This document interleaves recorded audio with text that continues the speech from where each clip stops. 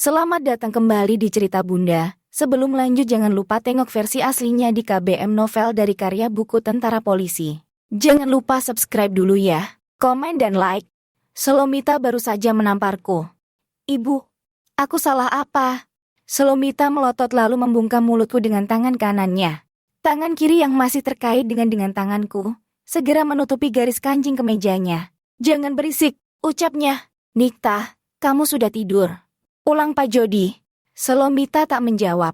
Untung saja ia sudah mengunci kamarnya. Sekitar beberapa menit, tak ada lagi suara Pak Jody. Bayangannya di balik pintu pun menghilang. Selomita melepas tangannya di bibirku dengan gurat wajah lega. Ia lalu menarikku ke ranjangnya, menyuruhku duduk. Duduk di sini deh. Bu, kok aku ditabok sih? Sakit tahu. Kamu sih buka mata segala, udah disuruh tutup, balas Selomita. Tangan kanannya menarik laci kecil di bawah meja sebelah ranjang. Mengambil sapu tangan yang gak asing. Ini sapu tanganku kan, Bu? Iya, yang dulu kamu pinjemin. Mau balikin lupa terus? Bilang aja ibu sengaja simpan kan? Hayo ngaku aja. Selomita mendelik. Pada banget kamu Gi. Tangan kanannya lalu melipat sapu tangan itu secara diagonal, ternyata untuk menutup mataku. Biar matamu gak kemana-mana. Udah terlanjur lihat juga. Selomita mengikatkan sendiri sapu tangan itu ke wajahku. Ia berdiri di depanku. Tutup matamu, katanya. Dekat sekali tubuhnya ke wajahku. Meski bercampur aroma beras, tetapi wangi alami Selomita yang lembut masih mampu kurasakan. Aku jadi tegang.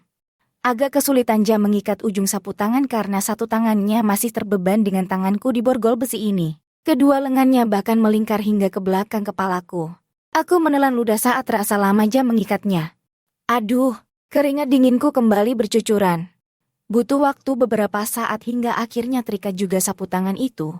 Aku bisa sedikit bernapas lega dari rasa tegang yang muncul tiba-tiba. Sudah, katanya.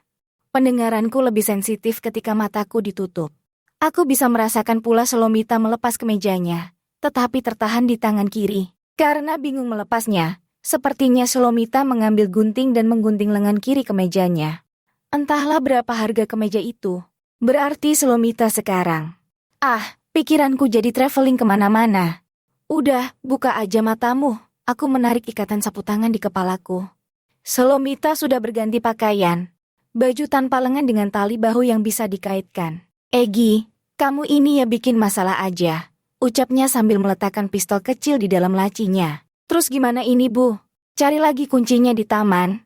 Ide bodoh itu. Pakai jepitan rambut atau paperclip sepertinya bisa.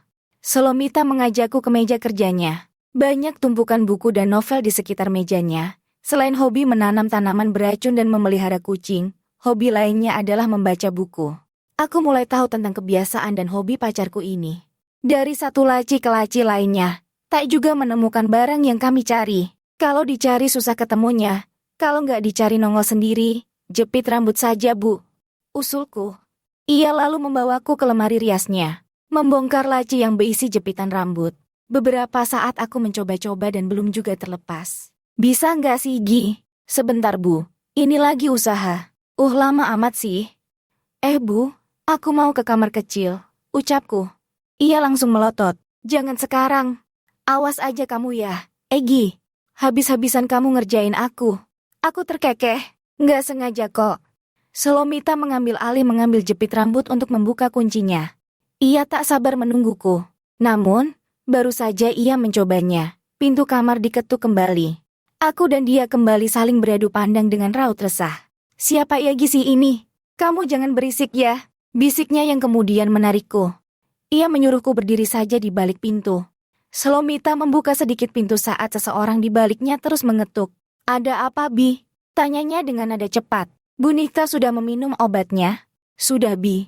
Jangan ketuk-ketuk lagi. Tadi aku sudah tidur, jadi kaget karena Bi Ani. Mohon maaf Bu. Belum sempat Bi Ani menyelesaikan kalimatnya, Selomita sudah menutup pintu. Ia lalu bersandar di tembok, di sebelahku dengan napas naik turun. Haduh, bikin panik saja Bi Ani. Aku kira Fernie. Selomita lalu memperhatikan jepit rambut di telapak tangannya yang belum sempat melepas borgol itu. Ibu sudah nggak minum obat itu beberapa hari, ingatan ibu sudah banyak kembali.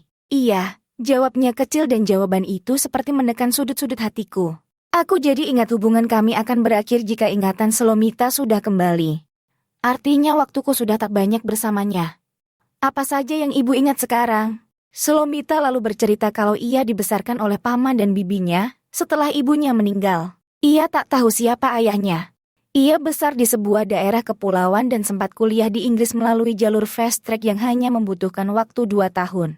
Slomita kemudian pulang ke Indonesia dan mendaftar tentara wanita. Lulus dengan pangkat pertama Letnan 2, ia akhirnya bergabung di inteligen. Sekilas mendengar kisah hidupnya dan mensejajarkan dengan hidupku, rasanya jauh banget.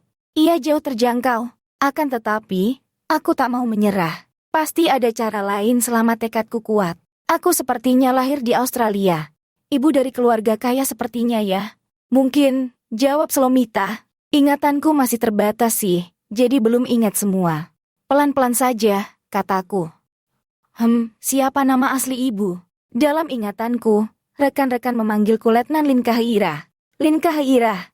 Nama itu semakin susah disebut, ucapku dalam hati. Slomita tersenyum kecil. Iya, aku juga sudah asing dengar nama lamaku itu. Aku pun tersenyum menyeimbangi senyumnya. Apa sekarang rencana ibu? Aku ingin kembali ke kehidupanku semula, tetapi aku belum tahu caranya melepaskan diri dari sini.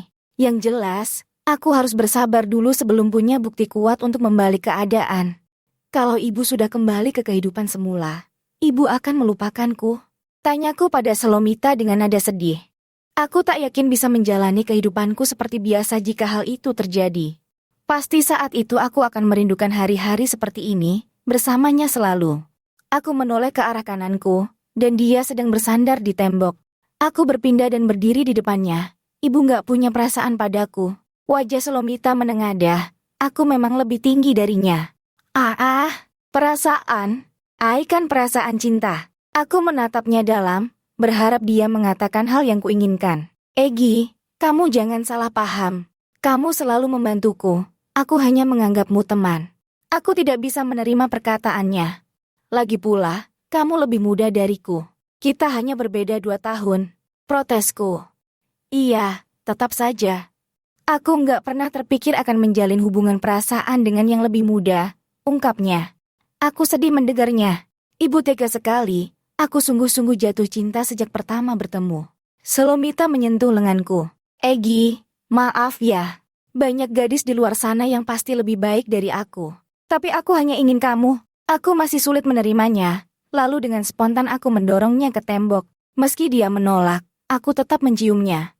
Merasakan bibirnya yang manis, beraroma lembut, dan juga hangat. Slomita tentu terkejut hingga berusaha mendorongku. Aku menahan kedua tangannya sekuat tenagaku. Aku memaksanya menerima ciumanku itu. Aku tahu Slomita bisa bela diri. Aku sudah mengantisipasinya dengan menyiapkan beberapa lembar daun yang kuambil di taman tadi. Secara diam-diam kuselipkan di sakuku. Daun Poisteria toksik. Mungkin ini bisa dikatakan kejahatan berencana.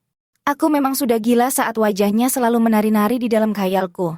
Aku sudah gila sejak ia mengenalkan rasa yang bernama cinta. Aku belum pernah mencintai seseorang segila ini. Maaf Slomita, kamu jadi yang pertama menerima cintaku yang egois. Slomita terhuyung dalam kondisi lemas. Matanya masih menatap sayu saat ia terjatuh dalam pelukanku. Akhirnya ia terlelap, aku terduduk di lantai sembari menyandarkan tubuhnya padaku. Setelah mengambil jepitan di tangannya, aku membuka borgol yang masih mengunci pergelangan tangan kami. Akhirnya terlepas. Aku menggendongnya dan meletakkan Slomita di atas ranjangnya. Sebelum aku pergi, aku ingin sekali lagi tenggelam dalam waktu yang hanya ada aku dan dia saja. Aku menarik selimut untuknya, berharap dia mimpi indah malam ini. Selamat tidur, Ai. Bisikku seraya mencium pipinya. Namun, ternyata aku tak bisa menahan diri. Aku berbuat lebih jauh dari ini. Maaf Slomita, karena aku jadi egois. Hanya aku yang boleh memilikimu. Hanya aku yang boleh menyentuhmu.